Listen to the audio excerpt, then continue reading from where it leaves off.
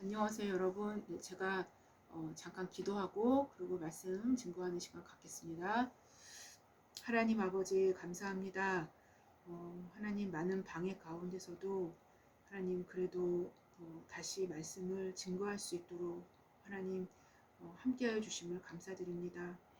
음, 하나님 주님께서 우리의 보호자가 되시는 성령 하나님을 우리에게 보내주시고 하나님 그분을 우리의 보증으로 삼아주심을 너무나 감사드립니다. 하나님 성령께서 이 자리에 임하여 주셔서 하나님 선포되어지는 말씀이 온전히 하나님의 말씀이 되어질 수 있도록 성령님 역사하여 주시기를 원합니다. 하나님 그래서 하나님 하나님의 뜻을 이루며 하나님의 뜻을 이루는 그러한 도구로 하나님 온전히 사용되어 줄 수 있도록 주님 함께하여 주시옵소서. 하나님 공격이 심합니다. 아버지 도와주십시오. 하나님 그리고 하나님의 말씀이 하나님 가감 없이 어떤 것도 삭제되지 아니하고 어떤 것도 덧붙이지 아니하고 주님 말씀 그대로 증거되어질 수 있는 시간이 되기를 원합니다. 하나님 시종일관 주님께서 함께하여 주시옵소서. 하나님 마치는 시간까지 주님 역사하여 주시옵소서. 감사하며 예수님의 이름으로 기도했습니다. 아멘. 네. 제가 녹화를 하는 중에 누군가가 녹화를 꺼버려서 동영상이 녹화가 다 끝까지 안 됐어요. 네, 그래서 제가 지금 다시 말씀을 증거하기 위해서 다시 동영상을 지금 녹화를 합니다. 네, 그래서 일단은 삭제된 부분들이 누군가에서 삭제된 부분들이 있었기 때문에 다시 말씀을 들고 섰습니다. 네, 말씀은 어떤 것도 가감해서는 안 되겠죠. 네, 말씀 그대로 증거되어야만 하고 또 그것이 제 사명이라고 생각을 합니다. 네, 오늘 말씀의 제목은 승리의 경주라는 말씀의 제목으로 아마 2주를 하게 될 것입니다. 승리의 경주 1, 승리의 경주 2 이런 식으로 네, 말씀을 증거하게 될 것이고요. 네, 그리고 본문은 히브리서 12장 1절부터 2절까지로 제가 저번 주까지 히브리서 11장 30절까지 11장을 다 끝냈죠. 네, 오늘 본문이 바로 11에서 11장을 전체를 아우르는 어떤 최종적인 결론적인 부분을 담고 있습니다. 네, 그래서 히브리서 12장 1절부터 2절까지로 말씀이 다 증거된 후에 히브리서 본문으로 하는 설교는 끝나는 걸로 하고요. 그리고 아마 내년이 되겠죠. 내년에는 로마서로 넘어가는 걸로 하겠습니다. 그래서 오늘은 본문이 히브리서 12장 1절부터 2절까지인데요. 특별히 오늘은 1절만 하게 될 것입니다. 그래서 제가 1절, 2절 한번 읽어보겠습니다. 이러므로 우리에게 구름같이 둘러싼 허다한 증인들이 있으니 모든 무거운 것과 얽매이기 쉬운 죄를 벗어버리고 인내로써 우리 앞에 당한 경주를 하며 2절 믿음의 주요 또 온전하게 하시는 이인 예수를 바라보자. 그는 그 앞에 있는 기쁨을 위하여 십자가를 참으사 부끄러움을 개의치 아니하시더니 하나님 보좌 우편에 앉으셨느니라. 네, 오늘 본문입니다. 네, 조지 부시 대통령 여러분 잘 아시죠? 조지 부시 대통령이 어느 날 워싱턴 외곽에 있는 한 초등학교를 방문했다고 합니다. 네, 근데 방문했는데 그때 8살 난 어린 아이한테로부터 질문을 받은 거예요. 네, 대통령임을 입증하라는 증명을 질문을 받은 것입니다. 네, 그래서 요청을 받고 몹시 곤욕당했던 그런 이야기를 제가 지금 해드리겠습니다. 네. 앤소니 핸디슨이라는 학생이었어요. 그 학생이. 그래서 그 학생이 할아버지가 대통령임을 증명할 수 있어요? 라고 이렇게 당돌하게 질문을 한 것입니다. 네. 그러자 대통령은 나를 가짜로 생각하느냐? 라고 반문하면서 텍사스 주에서 발행한 운전면허증을 꺼내 보여주었다고 합니다. 네. 그러나 아이는 이 면허증에는 직업이 써 있지 않아요. 라고 하면서 인정어를 들지 않았다고 해요. 예. 그래서 부시는 이번에는 지갑에서 은행 신용카드와 함께 손자와 야구를 하고 있었던 사진을 보여주었는데 끝내는 대통령 전용차의 리무진 승용차와 대통령 문장을 확인했을 때에서야 그제서야 이제 공경에서 벗어날 수 있었다고 합니다. 네. 여러분 이 이야기를 들으시면서 무슨 생각을 하셨습니까? 저는 조금 엉뚱한 생각을 했는데요. 네. 어린이의 요청으로 인해서 자신을 증명하기 시작한 부시 대통령의 증명 방법을 한번 생각해 봤어요. 제가. 네. 증명의 방법을 살펴본다면 오히려 처음에 대통령 스스로께서 보여주었던 증명 방법이 나중에 그 아이의 요청에 의해서 나중에 증명되었던 그 증명 방법보다 더욱 정확한 증명 방법이 될 수 있다라는 것입니다. 네, 그렇게 생각을 하게 되었어요. 네. 우리나라도 마찬가지겠지만 운전면허증과 또 신용카드는 그 사람 자신을 인증할 수 있는 법적인 효력을 갖습니다. 네. 운전면허증은 여권과 함께 주민등록증과 동일한 효력을 발휘하죠. 그렇죠? 네. 그래서 자기 자신을 그 사람의 개인을 입증해 줄 수 있는 아주 중요한 도구입니다. 네. 근데 신용카드 역시 그와 비슷한데요. 신용카드 역시 본인 당사자가 아니면 발급이 불가능합니다. 네. 물론 발급 이후에 불법적으로 타인의 손에 넘겨줄 수 있는 그런 그 부차적인 문제가 발생하긴 합니다만 1차적으로는 일단 본인이 아니면 발급 자체가 불가능하다는 것입니다. 네, 여하튼 이런 수단들은 그 사람 자신을 입증해 줄 수 있기 때문에 그 사람의 현재 신분도 당연히 입증이 되는 것입니다. 그렇죠. 예.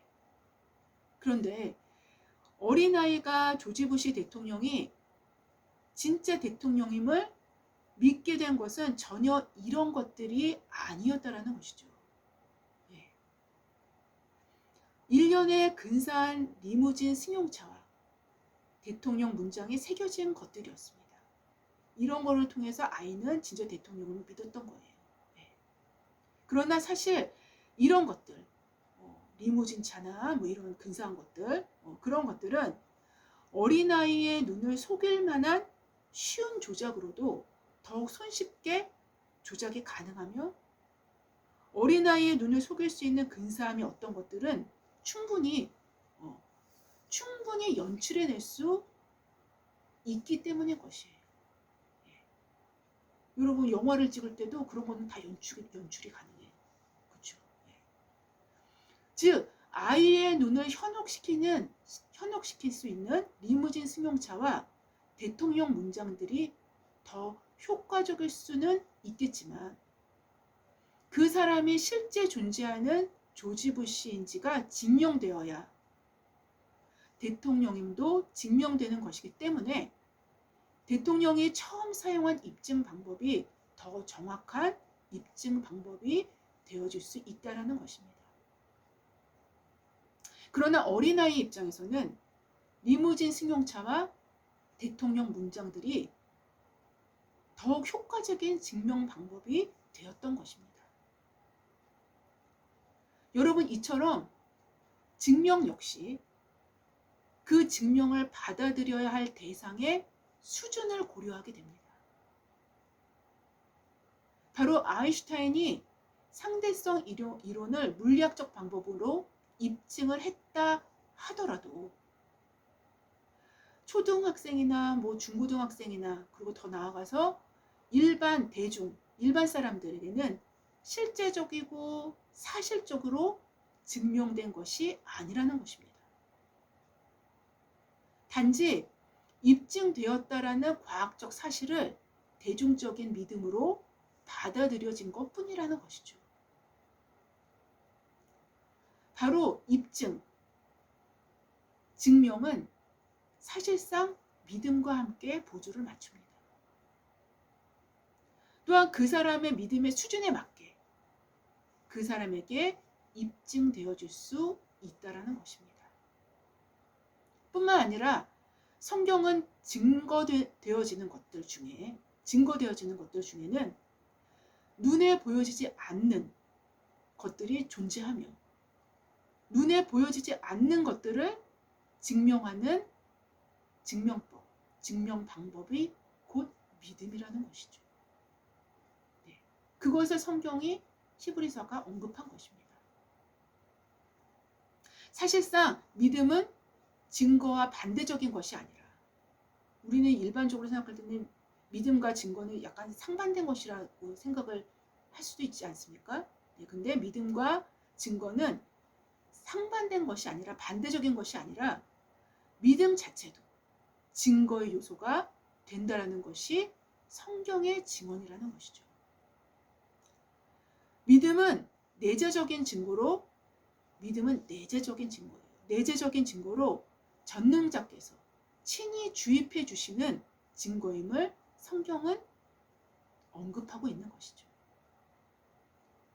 내재적이기 때문에 보이지 않게 보여지지 않는 것을 증거해 주기도 하며 더 나아가 보여지지 않는 것들을 증거해 주기도 합니다. 즉 믿음은 보이지 않는 것들이 존재한다는 사실을 증거해 줍니다. 따라서 믿음은 보이지 않는 것들이 존재한다는 사실을 증거해 주는 믿음의 증인들을 갖게 된다는 것이죠. 바로 증인들은 보이지 않는 것들을 믿음으로 증거해 주며 또 증거해 주기 때문에 증인이라 충분히 말씀드릴 수 있을 것입니다. 그래서 오늘 본문이 히브리서 12장 1절 이하에 이렇게 기록함으로써 12장 첫 시작을 출발합니다. 이러므로 우리에게 구름같이 둘러싼 허다한 증인들이 있으니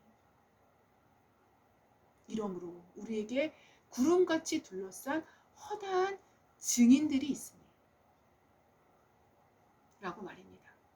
바로 믿음은 바라는 것들의 실상이요 보이지 않는 것들의 증거니. 여러분 기억하시죠? 네.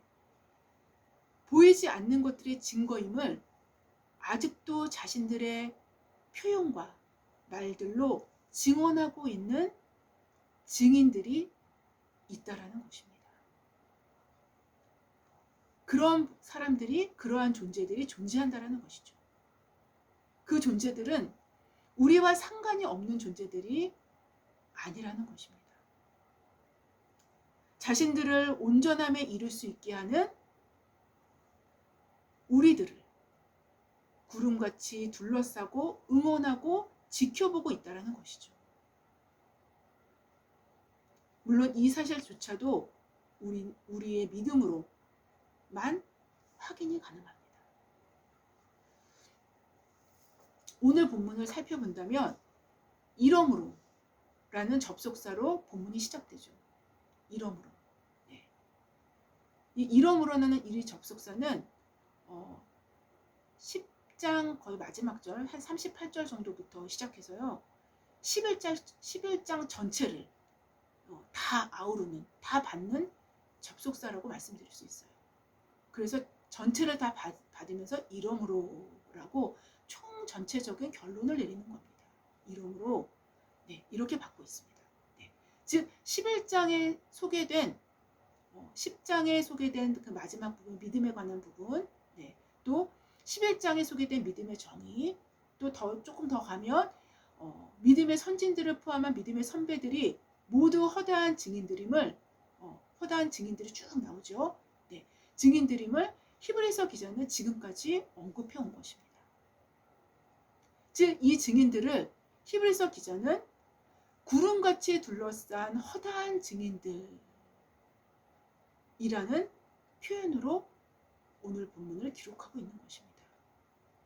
이러한 표현은 다음에 설명되어지는 모든 무거운 것과 얽매이기 쉬운 과 그리고 경주하며 등의 표현들과 함께 모두 하나의 연결된 이미지를 연상케 만드는 용어라고 말씀드릴 수 있습니다. 이 헬라어 용어는요, 다 하나의 이미지를 연상케 만드는 용어들이에요. 그 용어 자체가 바로 그렇게 쓰입니다. 바로 그 이미지는 경기장의 이미지입니다. 경기장의 이미지. 고대 헬라식 혹은 로마식 경기장을 상상하게끔 만드는 그런 이미지적 용어를 사용하고 있습니다. 네. 여러분 한번 상상해 보십시오. 고대 원형 경기장 스테디움에서 여러분 한번 상상해 보세요. 스테디움에서 관중이 빽빽하게 둘러 앉아 있고 이렇게 동그랗게 이렇게 빽빽하게 둘러 앉아 있고 선수들이 나와서 단거리, 장거리 그 선수들이 경주를 하는 모습을 한번 상상해 보십시오. 네. 그리고 이미 시작한 경기를 경주하는 그런 광경들을 지켜보면서 관중들이 환호와 격려를 보내면서 막 열심히 응원을 해주고 있는 그런 모습들을 상상할 수 있을 것입니다. 네. 바로 경기장에 빽빽하게 둘러앉아 있는 관중들을 구름같이 둘러싼 허다한 증인으로 히브리서는 표현하고 있는 것입니다. 이러한 관중들이 선수들에게 응원을 보내면서 마치 자신이 달리는 것과도 같이 자기가 실제로 스테디움에서 경기장에서 뛰는 것과도 같이 그렇게 열정적으로 마음을 쏟아서 격려와 환호를 아끼지 않는 것과 같이 그런 것과 같이 믿음의 경주를 달리는 현재 우리들에게도 믿음의 경주를 달리는 현재 저와 여러분에게서도 우리들에게도 구름같이 둘러싸여 있는 응원 부대가 확실히 존재한다는 사실을 오늘 본문은 기록해주고 있는 것입니다. 눈에 보이지 않는 그들의 응원이 열정적일 수밖에 없는 이유는 그들의 온전함이 우리의 경주에 달려있기 때문인 것입니다. 즉 이들의 응원에는 하나님의 큰 그림을 위한 완전한 믿음의 퍼즐들의 연합을 위한 믿음의 갈망이 담긴 응원이기 때문인 것입니다. 이러한 강력한 응원 부대가 우리에게 있음을 반드시 기억하라는 것입니다. 그래서 끝까지 경기를 경주함으로 인내로 승리를 얻으라는 것입니다. 뿐만 아니라 이러한 응원 부대의 환호와 격려가 자칫 무용지물이 되지 않도록 히브리서 기자는 중요한 결론적인 권면을 제시합니다. 모든 무거운 것과 얽매이기 쉬운 죄를 벗어버리고 인내로서 우리 앞에 당한 경주를 하며 2절 상반절로 연결이 되면 믿음의 주요 또 온전케 하시는 이인 예수를 바라보자 라고 결론적인 권면을 제시하는 것입니다. 즉 이 결론적인 권면을 제시하기 위해서 히브리서 기자는 11장 전체를 다 지금까지 기록해 온 것이죠. 네. 이러한 결론적인 권면은 크게 세 가지로 볼 수 있는데요. 오늘은 이 세 가지를 다 못합니다. 네. 두 번에 걸쳐서 나눠서 하게 될 텐데요. 첫 번째는 벗어버려야 할 것. 두 번째는 경주해야 할 것. 세 번째는 바라보아야 할 것입니다. 네. 첫 번째는 벗어버려야 할 것. 두 번째는 경주해야 할 것. 세 번째는 바라보아야 할 것입니다. 경주에서 승리하기 위해서 첫 번째로 벗어버려야 할 것들을 이제 권면하기 시작하는데요. 벗어버려야 하는 이유는 그래야 몸이 가벼워져서 경기를 잘 뛸 수 있게 되기 마련이기 때문이죠. 예. 현대에서도 장거리, 단거리 경주자들, 장거리, 단거리 그 운동선수들은 운동선수들의 신발은 아주 특수 제작되지 않습니까, 여러분? 예. 가벼우면서도 신은 듯 안 신은 듯 아주 가벼우면서도 발이 편할 수 있게끔 말입니다. 그래서 신발에서도 인체공학적인 과학이 적용되죠. 예. 그렇게 들어갑니다. 바로 오늘 본문은 우리 시대의 모든 경주자들에게도 동일한 영적 교훈을 제시하고 있습니다. 모든 무거운 것과 얽매이기 쉬운 죄를 벗어버려야 경기를 중도에 포기하는 일이 없이 결승전까지 완주할 수 있게 될 것임을 교훈하고 있는 것입니다.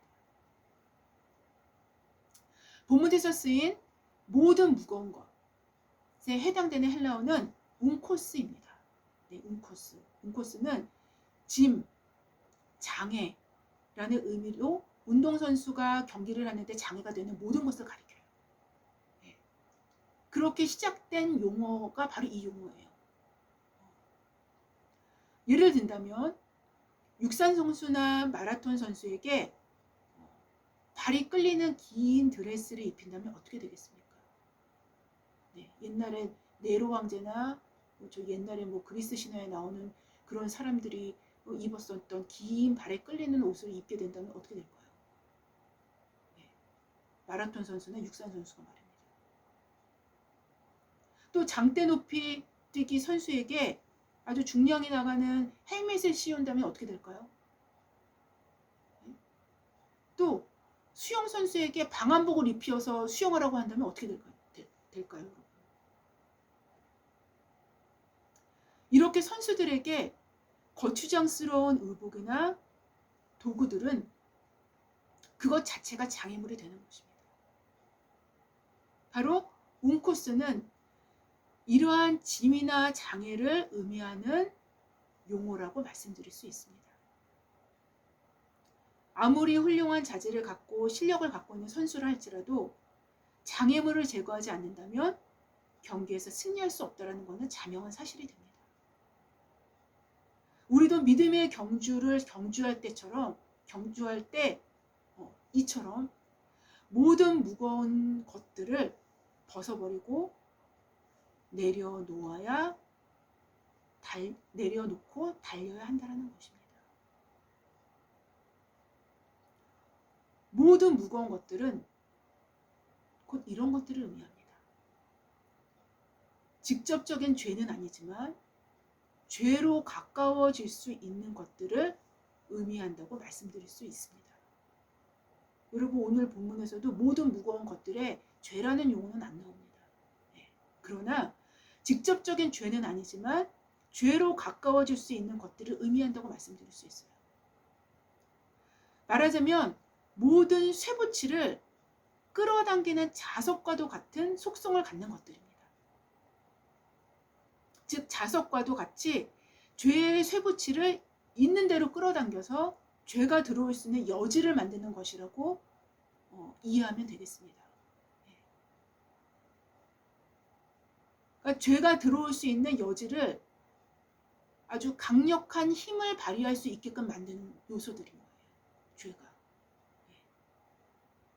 더 쉽고 단도직입적으로 말씀드린다면 이 세상에 집착하는 모든 것들, 여러분 이 세상에 집착이에요. 집착. 제가 집착이라는 용어를 썼습니다. 이 세상에 집착하는 모든 것들, 세상 근심 등으로 예수님의 표현을 빌어서 쓴다면 세상 염려와 재물의 유혹 등이라고 말씀드릴 수 있습니다.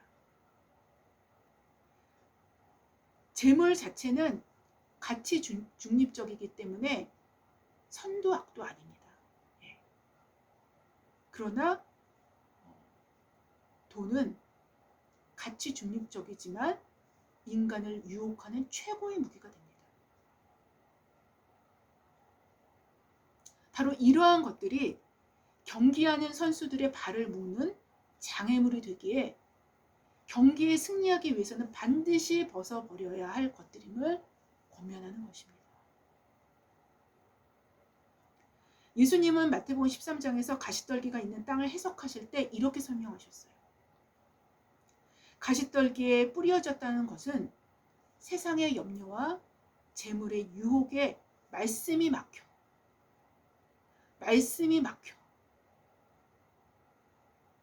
결실하지 못하는 자요 라고 주님은 말씀하셨어요. 즉 예수님은 이러한 자들은 열매를 맺지 못할 것임을 분명히 하셨습니다.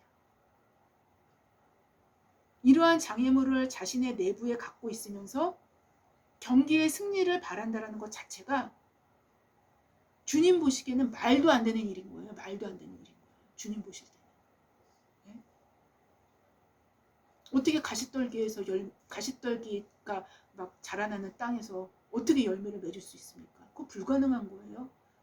농부들한테는 그건 너무나 불가능한 겁니다. 그걸 지금 주님이 말씀하시는 거예요. 바로 오늘 본문에서 모든 무거운 것들을 벗어버리지 못한다면 열매는 기대할 수 없다는 것을 성경은 아주 확실히 해두고 지나간다는 것이죠. 이런 것들을 벗어버리는 자들에게 경주의 승리를 기대할 수 있다는 것입니다. 다음으로 벗어버려야 할 것은 그 바로 다음에 또 뭐가 나올까요? 얽매이기 쉬운 죄가 나옵니다. 얽매이기 쉬운 죄. 네. 이거는 헬라어로는 텐, 유페리스타, 톤, 하마르티안 이라고 기록이 되어 있어요. 이거를 직역을 하면 아주 그대로 직역을 하면 주위에 위치한 죄입니다. 주위에 위치한 죄라는 의미를 갖습니다. 곧 우리 주변에 가까이 있는 각종 죄들을 의미합니다. 즉 우리 주변에서 손쉽게 접근되어 줄 수 있는 죄의 형태를 갖고 있기 때문에 우리의 편의와 일상이라는 편하고 손쉬운 접근이라는 모습으로 유혹되는 죄입니다.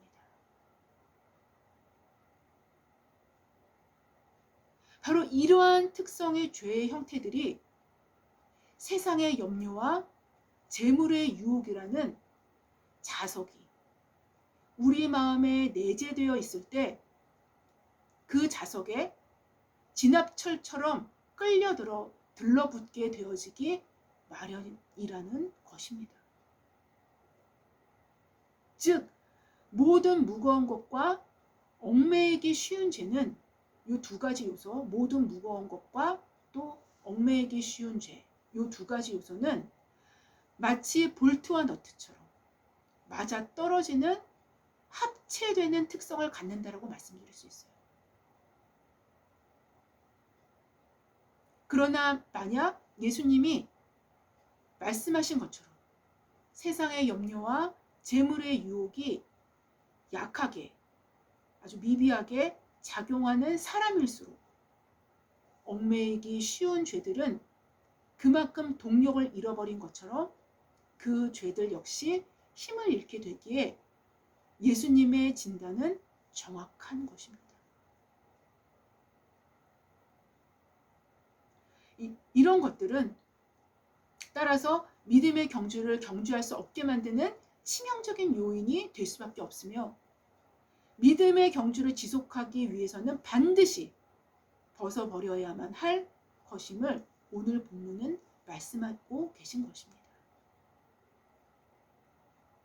그래야 두 번째가 뭐였어요? 경주해야 할 것이죠. 두 번째로 경주해야 할 것을 잘 경주하게 된다는 것입니다. 첫 번째가 되어지지 않을 때, 첫 번째가 뭐예요? 모든 무거운 것과 얽매이기 쉬운 죄죠. 네. 이것이 처리가 되어지지 않을 때 당연히 두 번째 경주해야 할 것, 두 번째는 오래가지 못하고 중도하체를 하게 될 수밖에 없다는 것입니다. 그래서 오늘 본문은 믿음으로써 우리 앞에 당한 경주를 하며 라고 기록하고 있는 것입니다. 즉 경주를 지속하기 위해서는 인내가 필요한데, 인내는 곧 모든 무거운 것과 얽매이기 쉬운 죄의 영향권에서 멀어질수록 인내의 힘은 강해지기 때문인 것입니다.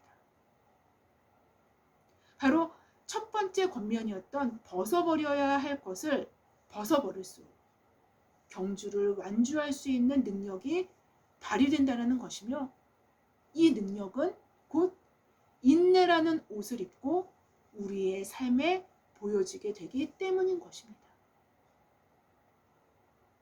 따라서 인내는 내 힘으로 참는 것이 아니라 내가 하면서 내 힘으로, 내 의지로, 내 막강한 의지로 참는 것이 아니라 벗어버릴 것을 벗어버릴 때 위로부터 주어지는 저력인 것입니다.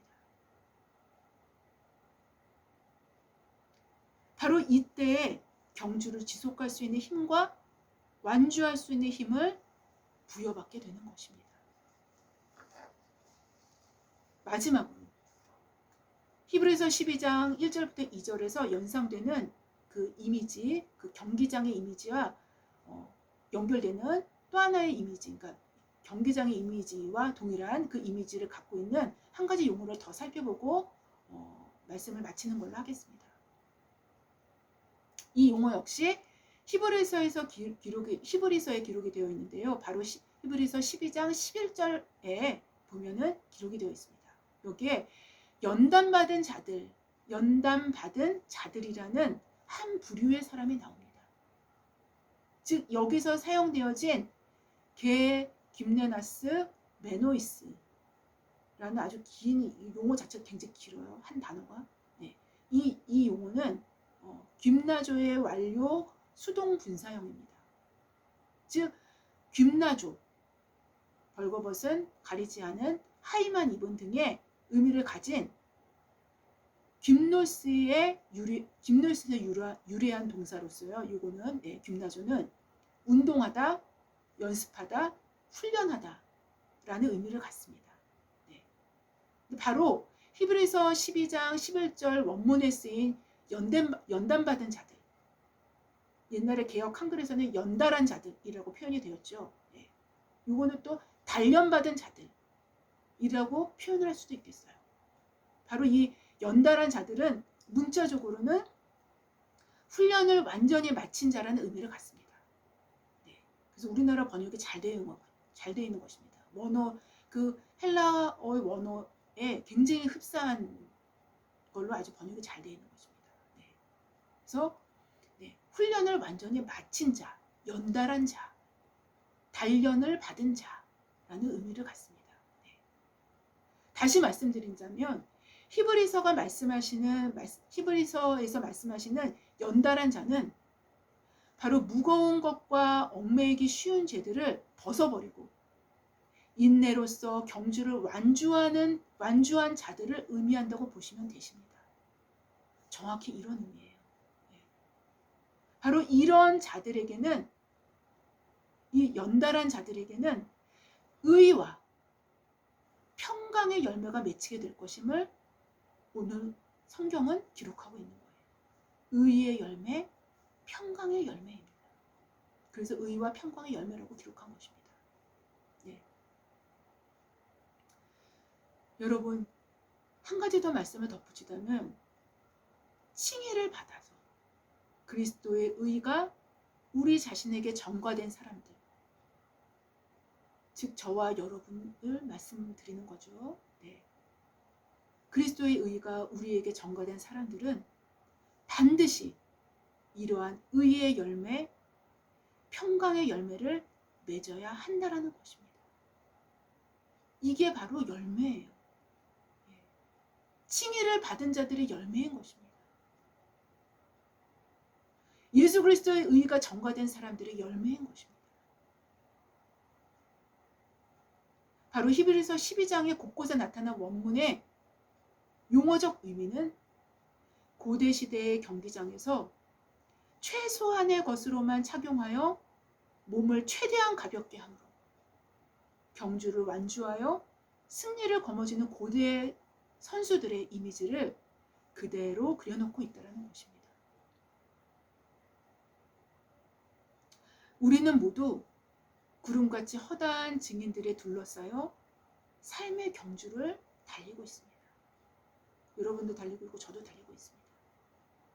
이 증인들은 실제 했었고 지금도 실제하고 실존하고 있는 인물들이에요. 우리 눈에 보이지만 않을 뿐이지. 이것이 우리의 믿음이라는 실체가 증거합니다. 이것을 인식할 수만 있다면 우리는 어떠한 상황에서도 큰 위로와 격려를 받을 것입니다. 그들의 온전함이 우리의 경주에 달려있는 거예요.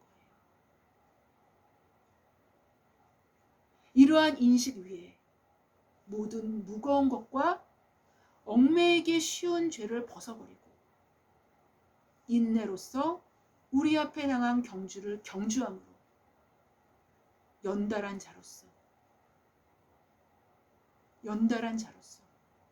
단련받은 자로서 의와 평강의 열매를 맺어나가는 저와 여러분이 되시기를 주님의 이름으로 기도합니다. 네, 제가 잠깐 기도하고 마치겠습니다. 하나님 아버지 감사합니다. 오늘은 말씀을 2번이나 전했습니다. 하나님 그렇지만 하나님 2번째라도 하나님 말씀을 가감없이 전할 수 있도록 주님 인도해 주심을 감사드립니다. 하나님 우리에게 말씀을 가감없이 들을 수 있도록 하나님 그 문을 열어주시옵소서.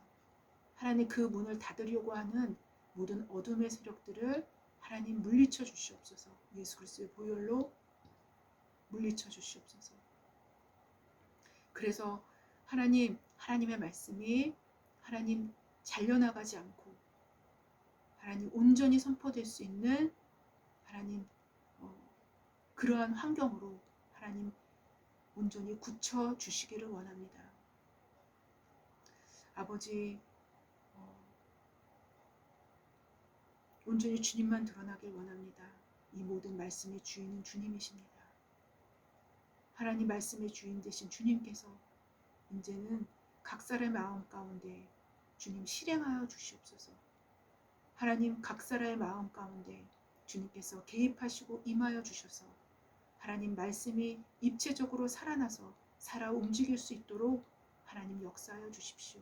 성령님 역사하여 주십시오. 하나님 말씀의 주인 되신 주님께서 모든 것들을 일하여 주시고 행하여 주실 줄 믿습니다. 주님만을 의지합니다. 감사하며 예수님의 이름으로 기도했습니다. 아멘. 감사합니다.